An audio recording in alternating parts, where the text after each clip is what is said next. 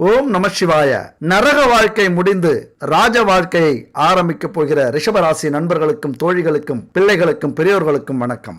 அன்பு சகோதர சகோதரிகளே, எப்படியோ முட்டி மோதி கஷ்டப்பட்டு இந்த 2025 முடிச்சு 2026ல காலடி எடுத்து வச்சிருக்கீங்க. பல போராட்டங்களை பார்த்திருப்பீங்க, பல சவால்களை பார்த்திருப்பீங்க.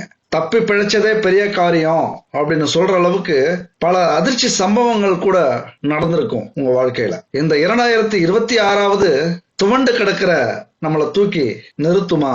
சோர்வடைஞ்சு கிடக்கிற நம்மளை தூக்கி சுறுசுறுப்பாக்குமா? கலங்கி நிக்கிற நமக்கு ஒரு ஆறுதலா இருக்குமா? கோடிக்கணக்கான பணம் வேணாங்க, ஒரு நிம்மதியாவது கிடைக்குமா அப்படிங்கிற ஏக்கம், தவிப்பு என் அன்பு நண்பர்களே, தோழிகளே, தற்போது கலங்கி நிற்கிறீர்கள். அனைத்து கதவுகளும் மூடப்பட்டிருக்கு. என்ன செய்யறதுன்னே தெரியாம வீழ்ச்சிக்கிட்டு இருக்கீங்க. பல பேருக்கு இந்த வாழ்க்கை அவ்வளவுதானா, நம்ம வாழ்க்கை இப்படியே போயிடுமா, என்னைக்கு நம்ம கனவு நிறைவேறது, நம்ம லட்சியம் நிறைவேறது, என்னைக்கு இதை அடைவோம் அதை அடைவோம் அப்படிங்கிற ஒரு தவிப்பு, பரபரப்பு, ஒரு விரக்தி கூட ஏற்பட்டிருக்கலாம். செய்வதறியாம வாழ்க்கையின் கடைசி கட்டத்துல நிக்கிறீங்க. இங்க தோல்விகளும் துரோகங்களும் உங்க வாழ்க்கையவே புரட்டி போட்டிருக்கு. வாழறதுக்கே பிடிக்கலன்னு கூட சொல்லலாம். ஏன்னா எங்க போனாலும் பிரச்சனை, போட்டி, பொறாமை, துரோகம். நீ முன்னேறியா நான் முன்னேறனா, நீயா நானா, பதவிக்கு பிரச்சனை, பொறாமையால உள்ளடி வேலை செய்யறது, கூட இருந்தே குழிபறிக்கிறது, குடும்பம், வேலை, தொழில், பொருளாதாரம், கனவுகள், இதுல எல்லாத்துலயும் பெரிய இடி விழுந்து சிதைந்து போய் என் அன்பு சகோதர சகோதரிகள் கலங்கி நிக்கிறீங்க. ஒண்ணு மட்டும் தெரிஞ்சுங்க, மீள முடியாத ஒரு கஷ்டம் வருது அப்படின்னா அதிலிருந்து நீங்க மீண்டு வருவீங்க அப்படிங்கறதுதான் கடவுளுடைய நம்பிக்கை. அதிலிருந்து மீண்டு வரட்டும், கடைசியா பாத்துக்கலாம் அப்படிங்கறதுதான் கடவுளுடைய எண்ணம். ஒரு தெய்வம் சோதிக்குது அப்படின்னா இன்னொரு தெய்வம் உங்களுக்கு கை கொடுக்க காத்திருக்கு.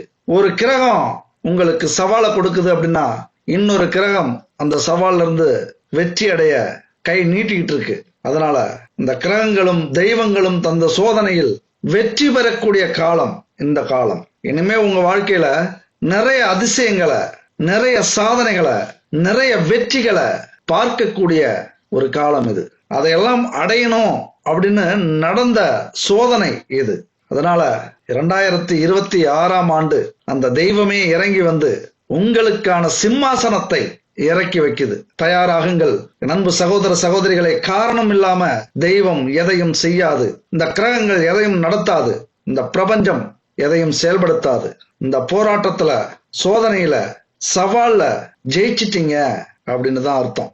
நான் 2026 தொட்டு நானும் மீண்டு வந்திருக்கேன், நானும் உயிரோட இருக்கேன், கண்டிப்பா வரலாற்றில் இடம் பிடிப்பேன், வரலாற்றுல இல்லைனாலும் என்னுடைய சந்ததியினருக்கு நான் மறக்க முடியாதவளாக மாறுவேன் அப்படிங்கிற ஒரு லட்சியத்தோட இந்த 2026ஆம் ஆண்டு தொட்டிருப்பீங்க. கலங்காதீங்க, தெய்வம் இறங்கி வந்து விட்டது. ஜனவரி 15ஆம் தேதியிலிருந்து உங்க வாழ்க்கையை தலைகீழா மாத்த போற அதிசயம், ஆச்சரியங்கள், புதுமைகள் நடக்க போகுது. என் அன்பு சகோதர சகோதரிகளே, நீங்கள் யார் என்று இந்த உலகம் தெரிந்து கொள்ளும் வருடம் இது. கலங்குற கண்களை தொடச்சுக்குங்க, நிமிர்ந்து என்னாலையும் முடியும், நான் தான் இந்த 2026ல சாதனையாளன், 8 திக்கு எங்கும் என்னுடைய பெயர் ஒலிக்கணும், அல்லது என்னுடைய கௌரவமாவது கிடைக்கணும், இழந்த கௌரவத்தை நான் மீட்கணும் அப்படின்னு துணிஞ்சு எழுந்து நில்லுங்க. என் அன்பு சகோதர சகோதரிகளே, மகிழ்ச்சியோடு இந்த வருடத்தை எதிர்கொள்ளுங்க. ஒரு அற்புதமான நாளாக ஜனவரி 15ஆம் தேதி ஆரம்பிக்குது. உங்களால முடியும். நீங்கள் வணங்கிய தெய்வத்துக்கு வேலை வந்துருச்சு. உழைச்சி களைச்சிட்டீங்கல்ல, கவலைப்படாதீங்க. இனிமே அந்த தெய்வமே உங்களை பார்த்துக்கும். நடக்கிறத மட்டும் இனிமே கவனிங்க நீங்க. ஏன்னா கிரக அமைப்புங்கிறது ஒவ்வொரு அமைப்புமே அருமையாக, அற்புதமாக மாறிட்டு இருக்கு. குரு வக்ரமாகி இருக்காரு, ராகு கேது அற்புதமான இடத்துல ஸ்டெடியா இருக்காங்க, சனி பகவான் உங்களுக்கு அள்ளி கொடுக்கறதுக்காகவே வந்திருக்கிறார். மற்ற 9 கிரகங்களும் அருமையான, அற்புதமான ஒரு சூப்பரான இடத்துல இருக்காங்க. என்ன செய்ய போறாங்க, உங்களை எப்படி ஜெயிக்க வைக்க போறாங்க, சிம்மாசனத்துல உங்களை எப்படி உட்கார வைக்க போறாங்க அப்படிங்கறத பத்தி தான் இந்த வீடியோ முழுமையும் நம்ம பார்க்க போறோம். தயாராகுங்க. எதுக்கு? சிம்மாசனத்துல உட்கார்றதுக்கு தயாராகுங்க. நீங்க ராஜாவாக போறீங்க. கிரகம் என்ன சொல்லுது பார்க்கலாம். என் நண்பர் ரிஷபராசி நண்பர்களே, வாழ்க்கையில உங்களை மாதிரி ஒரு கஷ்டத்துல இருக்கிறவங்க யாருமே இல்ல. அந்த கஷ்டத்திலிருந்தும் துன்பத்திலிருந்தும் மீண்டு வந்தவங்களும் யாரும் இல்லை. அந்த அளவுக்கு வலிமை உங்களுக்கு உண்டு. நான் பார்க்காத கஷ்டமா, நான் வாழாத வாழ்க்கையா, நான் படாத அவமானமா, நான் சந்திக்காத எதிரிகளா, என் பக்கத்துல இல்லாத துரோகிகளா, இப்படி அடுக்கிக்கிட்டே போகலாம். ஏன்னா பிறந்ததிலிருந்து இளம் வயதிலேயே பல பிரச்சனைகளை சந்தித்தவர்கள். இப்ப இளைஞர்களா இருந்தீங்க அப்படின்னா மிகப்பெரிய போராட்டம் உங்களுடையதா இருக்கும். ஆனாலும் வெளியில காட்டிக்க மாட்டீங்க. அதுதான் உங்களுடைய பலம். எத்தனை பிரச்சனைகள் உங்களுக்குள்ளாரையும் உங்கள் குடும்பத்துக்குள்ளாரையும் இருந்தாலும் வெளியில காட்டிக்காத ஒரு பலம் இருக்குல்ல, அதுதான் இன்னைக்கும் உங்களை தலை நிமிர்ந்து நிக்க வைக்குது. ஏன் அப்படின்னா சுக்கிரன் அதிபதி அப்படின்னாலே எல்லாத்துக்குமே ஒரு சுகமான வாழ்க்கைக்கு சொந்தக்காரர். ஏழையாக இருந்தாலும் அந்த கெத்தை விட மாட்டீங்க. சாப்பாட்டுக்கே வழி இல்லைனாலும் அந்த சொகுசான வாழ்க்கையை விரும்புறத விட மாட்டீங்க. அதனால இவ்வளவு பிரச்சனைகளையும் சந்திச்சுக்கிட்டு இருக்கிற என் நண்பர் ரிஷபராசி நண்பர்களுக்கு இப்ப காலகட்டம் எப்படி இருக்கு அப்படின்னு பாத்தீங்கன்னா, பல கஷ்டங்களை பட்டு வந்திருப்பீங்க. ஆனா இன்னைக்கு கடன் பிரச்சனையும், ஆணாக இருந்தாலும் நீங்க பெண்ணாக இருந்தாலும் உங்க குடும்பத்தை இப்ப நீங்க தூக்கி நிறுத்துற இடத்துல இருக்கீங்க. நமக்கு என்ன அப்படின்னு விட்டுட்டு போற இடத்துல நீங்க இல்ல. நம்ம இல்லைன்னா என்ன, நம்ம கணவன் பார்த்துப்பாரு, அல்லது மனைவி பார்த்துப்பா, இல்ல அண்ணன் பார்த்துப்பான், தம்பி பார்த்துப்பான், அக்கா பார்த்துப்பாங்க, தங்கச்சி பார்த்துப்பாங்க. அப்படிங்கிற சூழ்நிலை இப்போ உங்களுக்கு இல்ல. உங்க கையில தான் எல்லாத்தையும் கொடுத்துட்டாங்க. என்னத்தை கொடுத்தாங்க? கிரீடம் இல்ல, உழைக்கிறதுக்கான அந்த வேலையை நீ தான் காப்பாற்றணும். என்ன செய்ய முடியும்? வேற வழியே இல்லை. அதுக்காகத்தான் போராடிக்கிட்டு இருக்கீங்க. இந்த காலகட்டத்தில் நடக்கக்கூடியது தொழில் சனி. அப்ப தொழிலுக்கான காலகட்டம் இது. ஏதாவது ஒரு தொழிலை நீங்க உருவாக்கிதான் ஆகணும், கண்டுபிடிச்சுதான் ஆகணும், அல்லது வேலையில போய் சேர்ந்துதான் ஆகணும். இப்ப வேலை செஞ்சுக்கிட்டு இருந்தே ஆகணும். கவலையே படாதீங்க நண்பர்களே, தோழிகளே, ஜோரா இருக்கு. ஒரு வாய்ப்பு கிடைக்காதா அப்படின்னு தவிச்சுக்கிட்டு இருக்கிற உங்க அந்த மனசுக்கு, உங்க நல்ல உள்ளத்துக்கு ஒரு அற்புதமான காலகட்டம் இப்ப வந்திருக்கு. ஏன்னா துலாம் ராசியில சூரியன் சஞ்சரிக்கிறார். நவக்கிரகங்கள்ல ராஜக்கிரகமாக கருதக்கூடிய சூரியன் துலாம் ராசியில சஞ்சரிக்கிறார். அதாவது உங்களது ராசிநாதன் சுக்கிர பகவானின் ஆட்சி வீடான துலாம் ராசியில் சஞ்சரிக்கிறார். ஆனா அவருக்கு நீச்சம் வீடு. அப்ப என்ன தாக்கத்தை ஏற்படுத்தும் அப்படின்னா, அந்த சொகுசா வாழணும் அப்படிங்கிற வாழ்க்கை உங்களுக்கு இருக்கும்ல, அந்த எண்ணம் இருக்கும்ல. அதுபோல பல இழப்புகளை சந்திச்சிருப்பீங்கள, பல ஆடம்பர வாழ்க்கையை வாழ்ந்து சலிச்சிருப்பீங்கல்ல, அதனால கடன் அதிகமா அடைஞ்சிருப்பீங்கள. அதையெல்லாம் விட்டுட்டு அந்த கடன் அடைக்கணும், நமக்கான கௌரவத்தை மீட்கணும், நம்ம வாழ்க்கையில நாமளும் நம்முடைய புகழ்கொடியை பறக்க விடணும் அப்படிங்கிற ஒரு லட்சியத்தோட இப்ப வாழ்ந்துகிட்டு இருப்பீங்க. அந்த லட்சியத்துக்கு தீனி போடும் ஒரு காலகட்டமாக இந்த காலகட்டம் வந்திருக்கிறது. எவ்வளவு பெரிய நரக வாழ்க்கைய, நரகத்தையே இங்க நீங்க சந்திச்சிருந்தாலும் உங்களுக்காக ராஜ வாழ்க்கை காத்துக்கிட்டு இருக்கு. அதை கொடுக்கக்கூடியவர் சூரியன். ரிஷபராசி அப்படின்னாலே மங்களத்தின் அடையாளம். கடவுளுக்கு ரொம்ப பிடிச்ச ராசி பசு, காளை. பசு சிவபெருமானுக்கு பிடித்த ஒரு வாகனம். அப்ப கடவுளுடைய ஆசீர்வாதம் உங்களுக்கு உண்டு. என்னதான் வாழ்க்கையில நீங்க சோர்ந்து போய் இருந்தாலும் உங்களை தூக்கி விடுறவர் அந்த சிவபெருமான். காலபுருஷனுடைய இரண்டாவது வீடு, சுக்கிரன் ஆட்சி செய்யற வீடு. உங்க வாழ்க்கையில எந்த வேலையுமே இல்லைனாலும் கலைகள் சம்பந்தப்பட்ட வேலைகள் உங்களுக்கு கை கொடுக்கும். ஆயக்கலை 64 வேலைகள் அப்படின்னு சொல்லுவாங்க. சுக்கிரனுடைய ஆதிக்கத்தை பெற்றிருக்கிற கலைகள், சகல கலைகளுக்கும், அது கூட அழகியல் தத்துவத்திற்கும் சொந்தக்காரர்கள் நீங்க. எதுவுமே தெரியலனாலும் உங்களது அந்த அழகு இருக்குல்ல, அதை வச்சே இன்னைக்கு எல்லாத்தையும் உங்களால சாதிக்க முடியும். இன்னைக்கு உலகமே அதான். ஒண்ணு அறிவை பயன்படுத்தி பிரபலம் ஆகுறாங்க, உழைப்பை பயன்படுத்தி பிரபலம் ஆகுறாங்க. உங்களை பொறுத்த வரைக்கும் அழகை பயன்படுத்தி பிரபலமாகக்கூடிய காலகட்டம் இந்த காலகட்டம். ஏன்னா துலாம் ராசியில சூரியன் சஞ்சரிக்கிறார். முதல் இடத்துக்கு வருவீங்க. என்ன வேலை செய்யறீங்களோ அதுல முதல் இடத்துக்கு வருவீங்க. என்ன தொழில் செய்யறீங்களோ அதுல முதல் இடத்துக்கு வரப்போகிறீங்க. என்ன தொழில் செய்யறீங்களோ அதுல முதல் இடத்துக்கு வரப்போறீங்க. அதனால இந்த காலகட்டத்தை பயன்படுத்திக்கிட்டீங்க அப்படின்னா உங்க வாழ்க்கையில மிகப்பெரிய மாற்றத்தை உங்களால பார்க்க முடியும். தொழில் சனியாக இப்ப உங்க ராசியில பயணிச்சுக்கிட்டு இருக்காரு. ஏதாவது ஒரு தொழிலையோ வேலையோ நீங்க இந்த காலகட்டத்தில் கண்டிப்பா செஞ்சே ஆகணும். செய்யறீங்களா? இல்ல அப்படின்னா உங்கள் வாழ்க்கையில் உங்களுக்கான திறமையையும் உங்களுக்கான காலகட்டத்தையும் உங்களுக்கான வாய்ப்பையும் நீங்க புரிஞ்சிக்கல அப்படின்னு அர்த்தம். தயவு செஞ்சு புரிஞ்சுக்கங்க. ஏன் அப்படின்னா இன்னைக்கு தொழில் சனி, அடுத்த 2.5 வருஷத்துக்கு லாப சனி, அடுத்த 2.5 வருஷம் விரய சனி, அங்கதான் 7.5 சனி ஆரம்பிக்குது. சுதாரிச்சுக்குங்க ரிஷபராசி நண்பர்களே, தோழிகளே. இன்னைக்கு தொழிலை நீங்க சம்பாதிக்கணும். தொழில் சனியில நாளைக்கு தொழில் சனியில அனுபவம், அந்த அனுபவத்தை வச்சுக்கிட்டு லாபத்தை சம்பாதிக்கணும். அடுத்த 2.5 வருஷம் எவ்வளவு சம்பாரிச்சு வச்சுக்கிறீங்களோ அதுக்கு அடுத்து 2.5 வருஷத்துக்கு 7.5 சனி வருது, விரயச்சனியாக வருகிறது. நீங்க எந்த அளவுக்கு சம்பாரிச்சீங்களோ அத்தனை செல்வத்தையும் செலவு பண்ற ஒரு காலகட்டமாக வருது. சுதாரிச்சுக்குங்க. அப்ப இந்த கிரக அமைப்புகள்லாம் உங்களுக்கு சாதகமா இருக்கு. அதை புரிஞ்சுக்கிங்க தயவு செஞ்சு. இன்னும் நம்ம காலகட்டம் அவ்வளவுதான். நமக்கு கொடுத்து வச்சது அவ்வளவுதான், நம்ம தலையில எழுதுனது அவ்வளவுதான், நம்ம விதி அவ்வளவுதான். ஒருபோதும் யோசிக்காதீர்கள். நண்பர்களே, அற்புதமான ஒரு அமைப்பு. அது மட்டும் இல்ல, மேஷ ராசியில ராகு என்ன செய்வார்? குடும்பத்துல உங்க வீட்டுக்கு 12ஆம் வீடு அது. அது மட்டும் இல்ல, மேஷ ராசியில ராகு உங்க ராசிக்கு 12ஆம் இடத்துல அவர் இருக்கார். அப்ப என்ன நடக்கும்? அளவுக்கு அதிகமான ஒரு எதிர்பார்ப்பு உங்கள்கிட்ட வந்துடும். எந்த அளவுக்கு நீங்க தொழிலையும் வேலையிலையும் ஈடுபாட்டோட செய்றீங்களோ உங்க மேல மதிப்பு, மரியாதை, எதிர்பார்ப்பு, நீங்க செய்யற வேலையும் தொழிலையும் பிரம்மாண்டமா காட்டக்கூடியது ராகு. அதே நேரத்துல எவ்வளவு சம்பாதிச்சாலும் விரயஸ்தானத்துல இருக்கக்கூடிய இந்த ராகு நிறைய சம்பாதிப்பீங்க, நிறைய செலவு செய்ய வைக்கும். இந்த காலகட்டத்தில் இங்கதான் நீங்க எந்த அளவுக்கு உழைக்கிறீங்களோ, எந்த அளவுக்கு சம்பாதிக்கிறீங்களோ, அது பண்ற செலவு இருக்குல்ல, அதை கட்டுப்பாட்டுல வச்சுக்கிட்டீங்கன்னா ராஜ வாழ்க்கையை சீக்கிரம் அனுபவிப்பீங்க. இங்க ரொம்ப கட்டுப்பாடு தேவை. முதல்ல எதுக்கு முன்னுரிமை கொடுக்கணும் அப்படின்னு பாருங்க. ஏன்னா இன்னைக்கு எல்லாத்தையும் செய்யணும்னு ஆசை வரும். அதாவது நிறைய சம்பாதிப்பீங்க, நம்முடைய ஆசைகள் பெருசா இருக்கும், குடும்பத்தை மறந்துடுவீங்க, முதலீட்டை மறந்துடுவீங்க, கடனை மறந்துடுவீங்க, உங்களுக்கு இருக்கிற கடமையை மறந்துடுவீங்க. ஆனா பணம் வர்றதுனால நீங்க என்ன ஆசைப்பட்டீங்களோ, உல்லாச வாழ்க்கை எதுக்கு ஆசைப்பட்டீங்களோ அதுக்கு செலவு பண்ண முயற்சி பண்ண ஆரம்பிச்சிருவீங்க. Be careful. இங்கதான் நீங்க எச்சரிக்கையா இருக்கணும். இந்த இடத்துல எச்சரிக்கையா இருந்து பணத்தை சரியான முறையில நீங்க பயன்படுத்த ஆரம்பிச்சிட்டீங்க.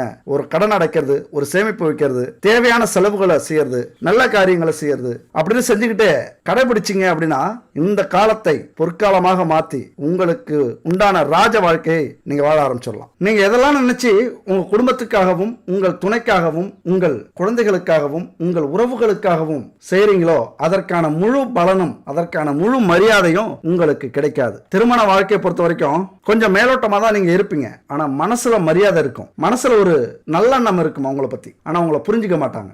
யாரையுமே நீங்க மதிக்கல அப்படின்னு தான் உங்களை சொல்லுவாங்க. குடும்பத்துல எந்த பிரச்சனை வந்தாலும் உங்களால வருது அப்படின்னு நினைப்பாங்க, அப்படின்னு சொல்லுவாங்க. உண்மையா சொல்லப்போனா விட்டு கொடுத்து போகணும்னு நீங்க நினைச்சாலும் உங்க சூழ்நிலை உங்களை விட்டு கொடுக்க வைக்காது. வேலையா இருந்தா சொல்ல வேண்டியதில்லை, பெரிய பிரளயமே நடக்கும் வேலையில. தொழிலும் அப்படிதான். அங்க நீங்க என்ன செய்வீங்க தெரியுமா?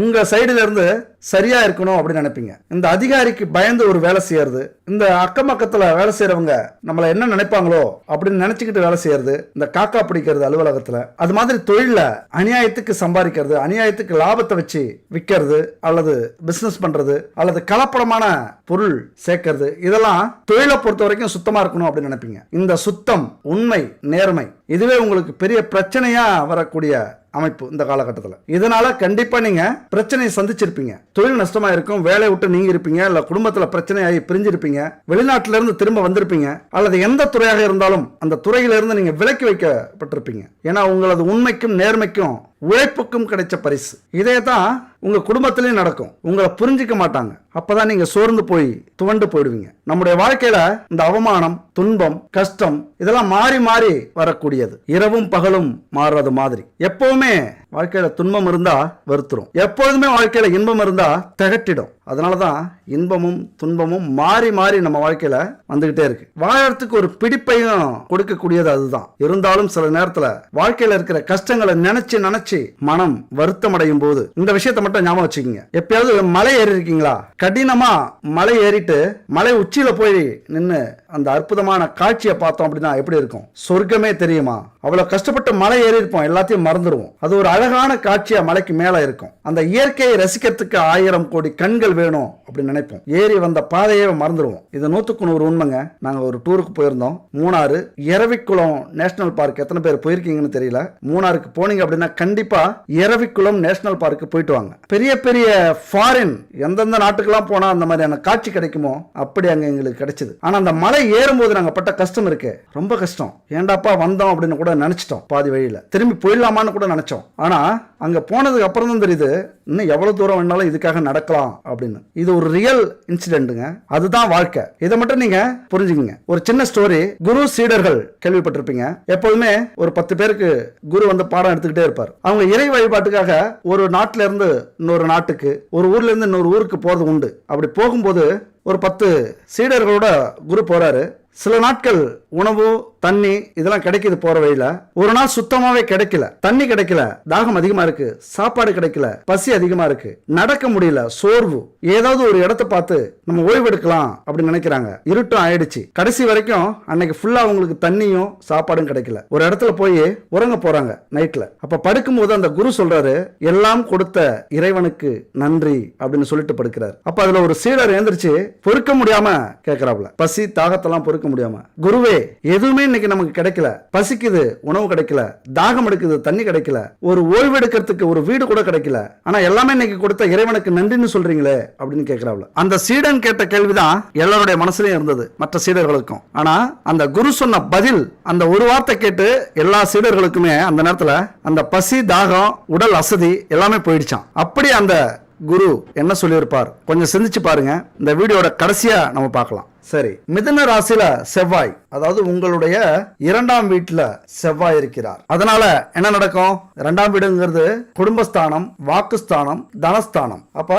குடும்பஸ்தானத்துக்கு செவ்வாய் வரதுனால குடும்பத்துல உங்களது கோபத்தையும் வேகத்தையும் காட்டுவீங்க. வாக்குஸ்தானம், வார்த்தைகள் ஆக்ரோஷமா விழும், திடீர்னு கோபப்பட்டு பேசக்கூடிய அமைப்பு. தனஸ்தானம், அதுல செவ்வாய். அதாவது இதை நீங்க அழகா பொருத்தி பார்க்கணும். குடும்பஸ்தானம், வாக்குஸ்தானம், தனஸ்தானம். இந்த 3 விஷயத்துல 3வது விஷயம் ரொம்ப ரொம்ப முக்கியமானது. தனஸ்தானம் அப்படிங்கிறது, தனம் அப்படின்னா பணம். பணம் வர்றதுக்கு நீங்க என்ன பண்ணணும் அப்படின்னா ரொம்ப பொறுமையா இருக்கணும். ஆனா செவ்வாய் பகவான் பொறுமையா இருக்க விட மாட்டாரு. அவருடைய வேகத்தையும் அந்த போர்க்குணத்தையும் வாய்ப்பு கிடைக்கும் போதெல்லாம் காட்டுவார். அதாவது உங்களுடைய அதிகாரத்தை காட்ட வைப்பார், குடும்பத்திலையும் வார்த்தைகள்லையும். இங்கதான் நீங்க எச்சரிக்கையா இருக்கணும். 3வது விஷயத்துக்காக வேற எதுவுக்கும் இல்ல. தனஸ்தானம், தனம் உங்களுக்கு நிரந்தரமாக வரணும், நிறைய வரணும் அப்படின்னா குடும்பத்திலையும் பேசுற வார்த்தையிலையும் கவனமா இருக்கணும். அவ்வளவுதான். அப்ப பண வசதி, கல்வி, பேச்சு, உணவு, பொன், ஆபரணங்கள் இது எல்லாமே கிடைக்கணும் அப்படின்னா குடும்பத்துக்கிட்டையும் பேசுற வார்த்தையிலையும்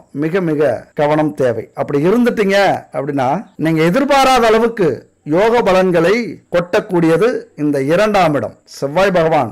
செவ்வாய்க்கு யார் தெய்வம்? முருகன், அந்த வேலவன். அவருடைய அருள் உங்களுக்கு பரிபூர்ணமா கிடைக்கணும் அப்படின்னா இந்த இடத்துல குடும்பத்தையும் பேசுற வார்த்தையும் கவனத்தோட வச்சுக்கங்க. எல்லாத்தையும் அள்ளி கொடுப்பார். அள்ளி கொடுத்துட்டாலே உங்க வாழ்க்கை மாறி போகும்.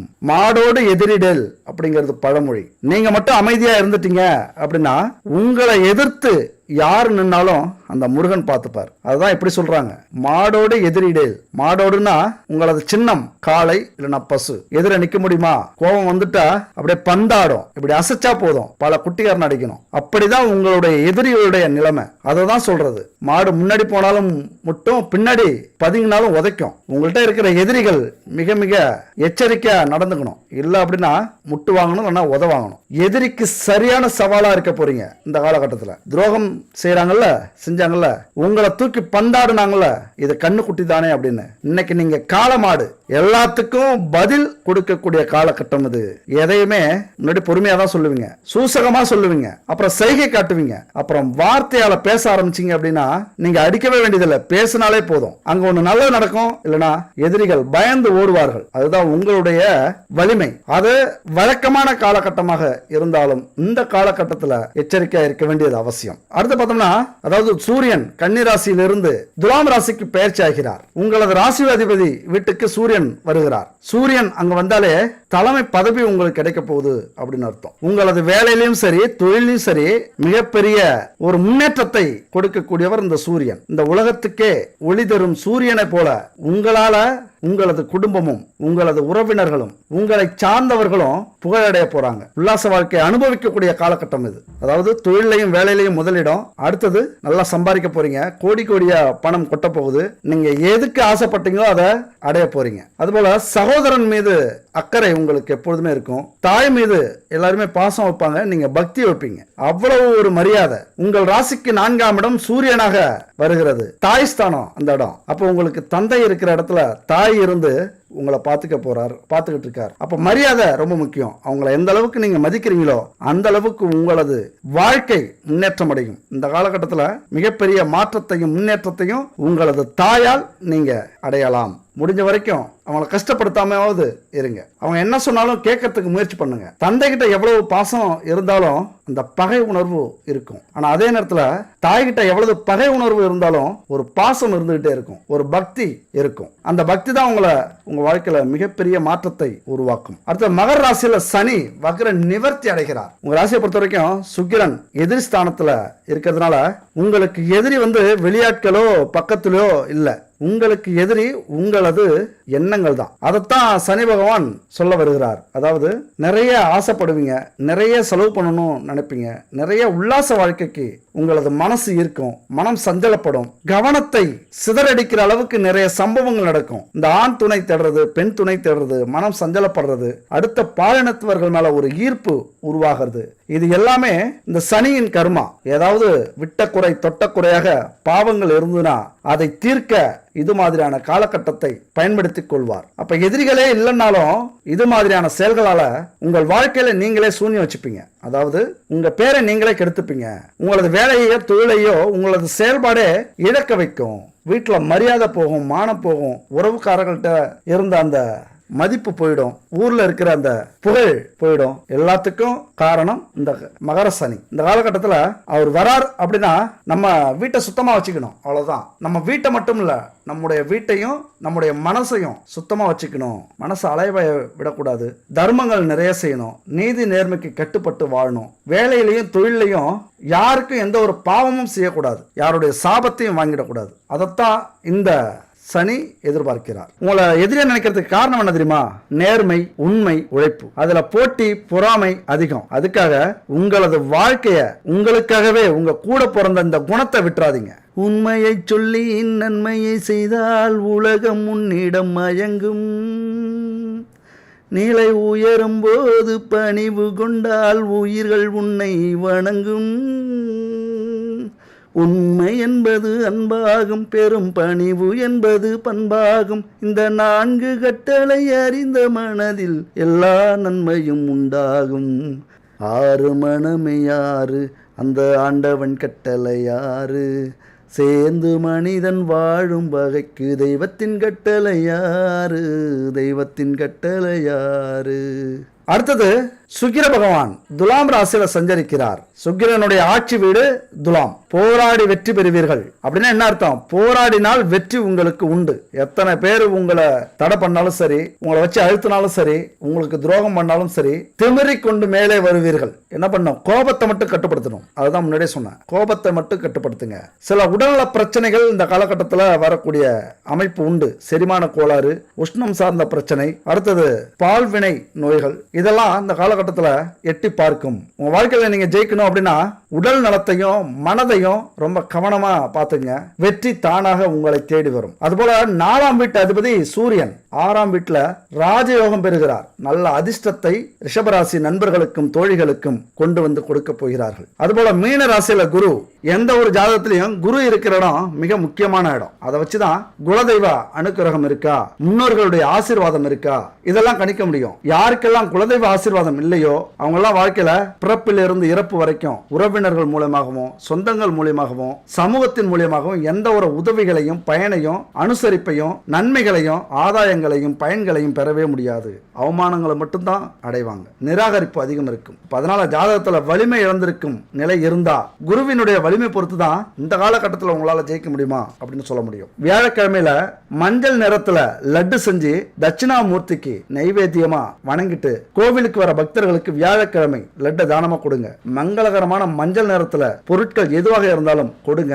குருவின் பலன் உங்களுக்கு முழுசா கிடைக்கும். கண்டிப்பா உங்க வாழ்க்கையில மிகப்பெரிய மாற்றத்தை அது ஏற்படுத்தும். அடுத்தது புதன் துலாம் ராசியில சஞ்சரிக்கிற காலம். புதன் யாரு? புத்திக்கு அதிபதி. துலாம் எந்த இடம்?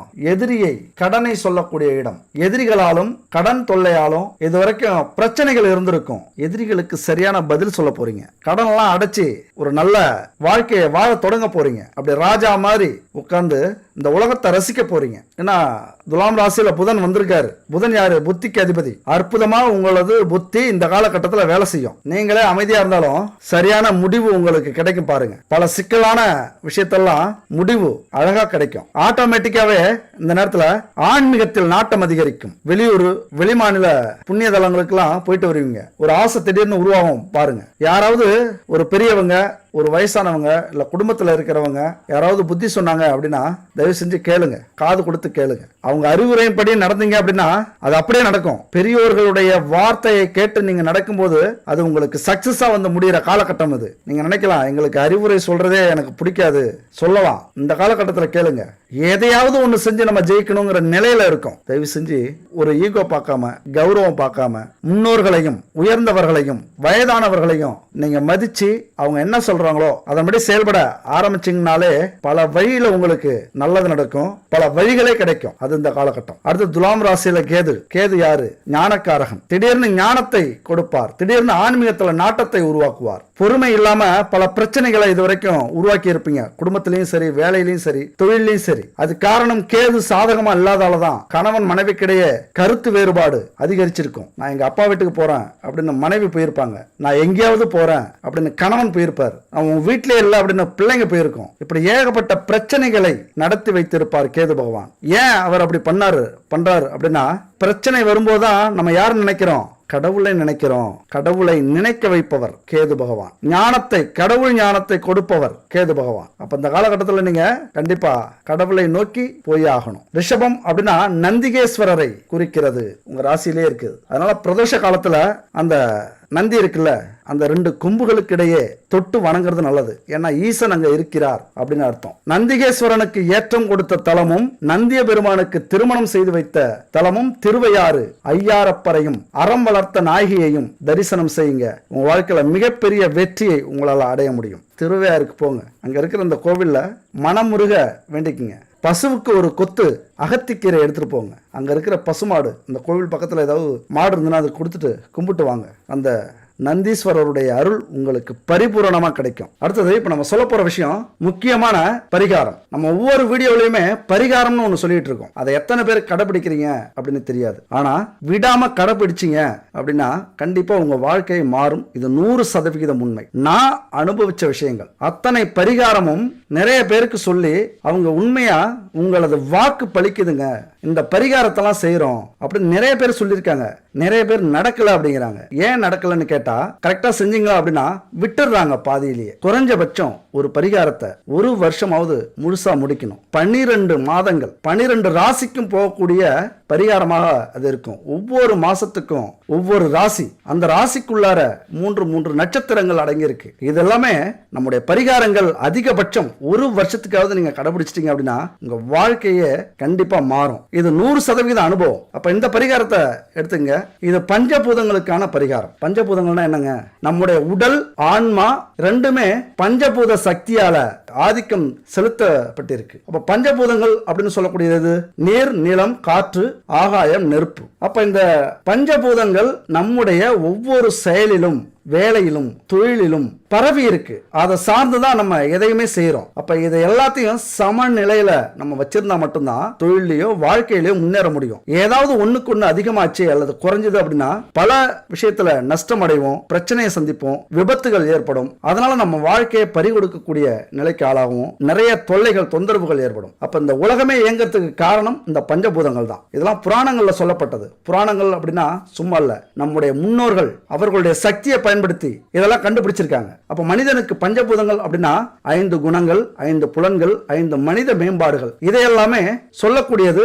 இதுல ஆதிக்கம் செலுத்தக்கூடியது. அப்ப பஞ்சபூத சக்திகளை 5 மூர்த்திகள், பிரம்மன், உருத்திரன், மகேஸ்வரன், சதாசிவன், விஷ்ணு, இந்த 5 பேரும் ஆட்கொண்டிருக்கிறார்கள். பஞ்சபூத சக்திகளான பராசக்தி, ஆதிசக்தி, இச்சாசக்தி, கிரியாசக்தி மற்றும் ஞான சக்திகள், இதெல்லாமே பஞ்சபூத சக்திகள். அப்ப இவைகளுக்கான பரிகாரங்களையும் மந்திரங்களையும் நம்ம செய்யும் போது இந்த பஞ்சபூத சக்திகள் நமக்கு ஆட்டோமேட்டிக்கா கிடைக்கும், சமநிலையில இருக்கும். அதனாலதான் இந்த பஞ்சபூத பரிகாரம்ங்கிறது உங்க வாழ்க்கையில கண்டிப்பா மிக மிக முக்கியமானது. இதுவரைக்கும் எந்த பரிகாரத்தை நீங்க கடைசி வரைக்கும் செய்றீங்களோ இல்லையோ, இந்த பஞ்சபூத பரிகாரத்தை செய்யுங்க. பஞ்சபூத சக்திகள் நமக்கு கிடைச்சாலே எல்லாத்துலயும் நம்ம கில்லியா மாறிடுவோம், கெத்தாயிடுவோம். அவ்வளவு சக்தியும் நமக்கு நம்முடைய மனசையும் உடம்பையும் தெளிவுபடுத்தும். அதுக்கு என்னென்ன தேவைகள் அப்படின்னு பாத்தீங்கன்னா, பஞ்சகவ்ய விளக்கு, பஞ்சகவ்ய சாம்பிராணி, பஞ்சகவ்ய அகர்பத்தி, பஞ்சதீபத்திரி, பஞ்சதீப எண்ணெய், இது எல்லாமே பஞ்சபூதங்களை தன்வசப்படுத்தக்கூடிய பொருட்கள். இந்த 5 பொருளும் உங்க வீட்டுல பரிகாரம் செய்யற காலகட்டம் மட்டும் இல்ல, எப்போதுமே இருந்ததுன்னா